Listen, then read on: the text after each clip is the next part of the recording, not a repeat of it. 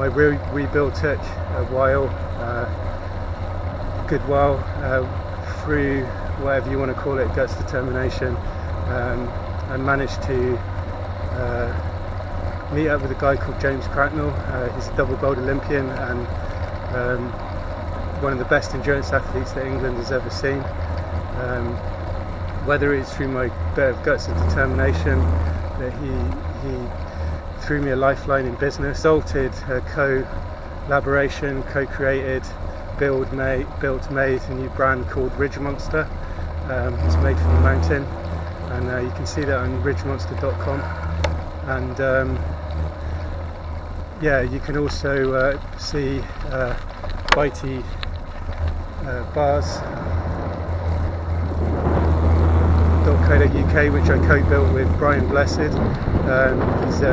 He's the oldest guy to get to the top of Mount Everest, 28,000 feet without oxygen. And